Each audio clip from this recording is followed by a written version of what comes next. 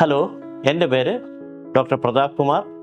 ഞാൻ കൊച്ചി സൺറൈസ് ആശുപത്രിയിലെ shoulder and elbow സർജനാണ്. ഇത് 2020 ക്രിക്കറ്റ് വേൾഡ് കപ്പ് ടൈമാണ്.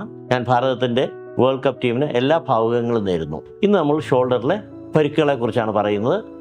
അതിൽ ഇന്ന് സംസാരിക്കുന്നത് സ്ലാപ്പ് ലീഷൻ എന്ന് പറയുന്ന ഒരു പ്രശ്നത്തെക്കുറിച്ചാണ്. സ്ലാപ്പ് എന്ന് പറഞ്ഞു കഴിഞ്ഞാൽ നമ്മുടെ തോൾ സന്ധിക്കകത്ത് ബൈസെപ്സ് തോൾ സന്ധിയിലേക്ക് ചേരുന്ന ഭാഗത്തുണ്ടാകുന്ന ഒരു ഇഞ്ചുറിയാണ്. അതായത് തെരണാസ്തി അഥവാ കാർട്ടിലേജിനോട് ബൈസെപ്സ് പിടിപ്പിച്ചു വയ്ക്കുന്നതുകൊണ്ട് അതിനുണ്ടാകുന്ന ഒരു വലിച്ചിൽ അല്ലെങ്കിൽ മുറിവാണ്. അതിനെയാണ് സ്ലാപ്പ് എന്ന് പറയുന്നത്. പലപ്പോഴും പ്രത്യേകിച്ച് ബൗളേഴ്സിന് ബൗൾ ചെയ്യുമ്പോൾ അവർക്ക് സ്പീഡ് കിട്ടുന്നില്ല, അല്ലെങ്കിൽ വേദന വരുന്നു, അല്ലെങ്കിൽ ക്യാച്ച് എടുക്കാൻ പോകുമ്പോൾ അവർക്ക് ബുദ്ധിമുട്ടുണ്ടാകുന്നു, അല്ലെങ്കിൽ ബൗണ്ടറിയിൽ നിന്ന് ത്രോ ചെയ്യുമ്പോൾ അവർക്ക് ത്രോയ്ക്ക് സ്പീഡ് കിട്ടുന്നില്ല, വേദന എടുക്കുന്നു. ഇതൊക്കെ ആയിരിക്കും പ്രശ്നങ്ങൾ.